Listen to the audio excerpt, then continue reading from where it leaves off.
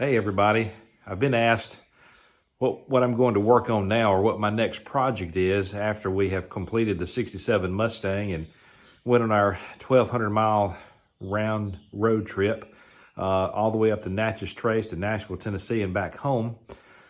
So now that that dust is settled, I'm gonna rejuvenate a project that started, it probably started about the time the Mustang did, but certainly got put to the side after we started heating up with progress on it.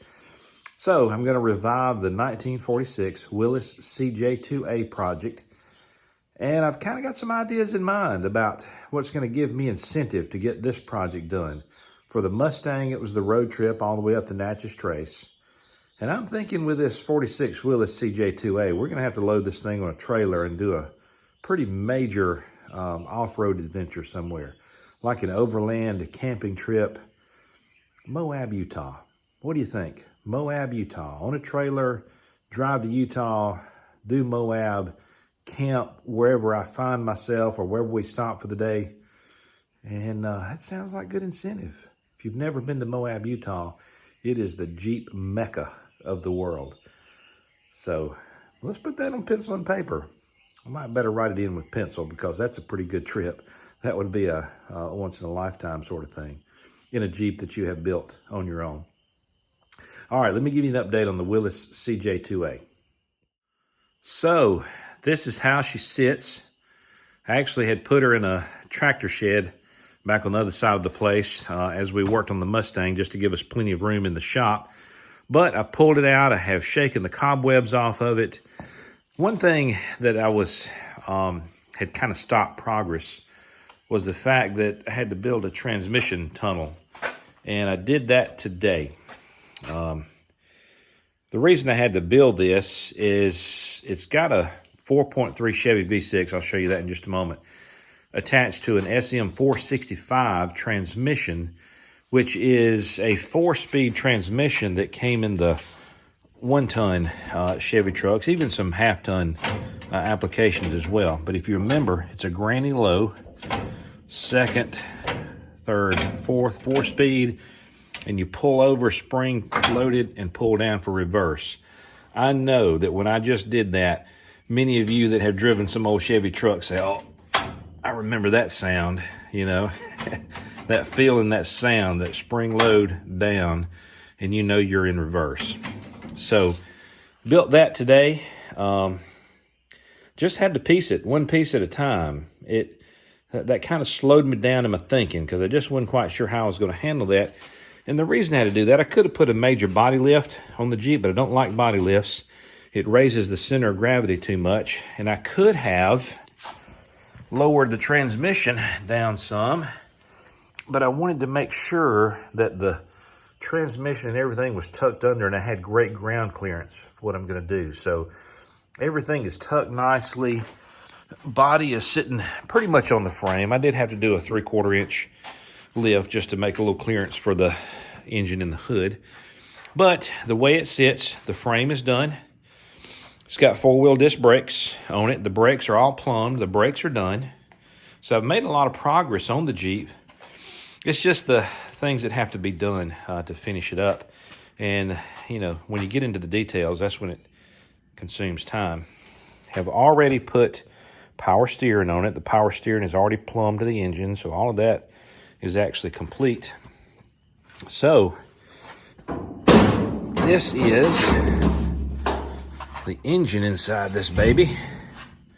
Is not the original L134, as you can tell.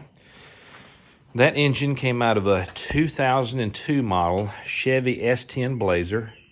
It is a Vortec 4.3 V6, and it fits in this Jeep beautifully. I mean, you got plenty of room for a radiator coming up. Exhaust is running clear down there. It just was a nice fit, and could have gone with a V8, but this 4.3, that's more motor than this little Jeep would ever need, and it just fits so good. Just imagine having one more cylinder on a V8. That would really kind of crowd this area for the radiator. I am still going to have to finish the firewall. I had to cut the firewall for the distributor to sit back. I could have moved the motor further forward. However, in Jeep fashion, Jeep's engines are pushed further back so that the weight is distributed more evenly between the front and the back wheels. You'll be amazed at how much difference 2 or 3 inches makes right there in front of the engine. So, brakes, like I said, are done. There's the master cylinder. I did put a dual reservoir master cylinder in the stock location.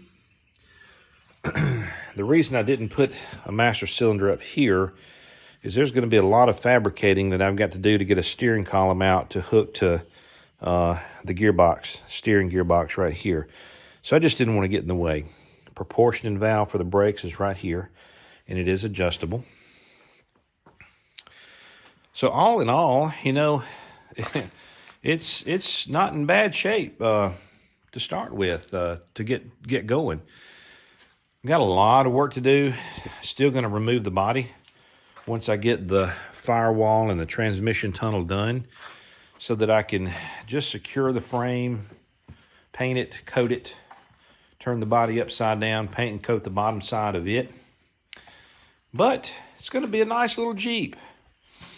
It's stock, pretty much. The axles, frame, and everything is stock. The transmission is mated to a Dana 18 transfer case, which is the original transfer case that came in this Jeep. And I did that so that I could run original axles, original shafts, all that kind of stuff. And by the way, the drive shafts are in. It's ready to go. If I could put it in gear and crank that engine, should be ready to go. And speaking of engine,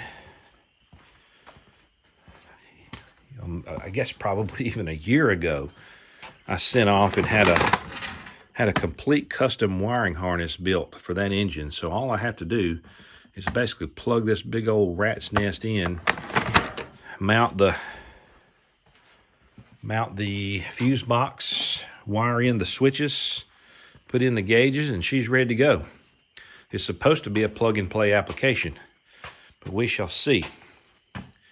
Anyway, that's it. That's Project Next. So I'll be planning what is going to give me the inspiration to get this thing done. Oh, and by the way, one more thing that I did. In the stock location, the gas tank sat right here, and you can see the nozzle where the gas came out. Driver's seat sits right on top of the gas tank, and I just honestly didn't think that was a good idea. I don't know what the engineers back in 1946 were thinking. I guess they were thinking that if you're going to get shot at in the war in these little Jeeps, that you're going to protect that gas tank because you're on top of it. Maybe that was the thought. I don't know. But what I have done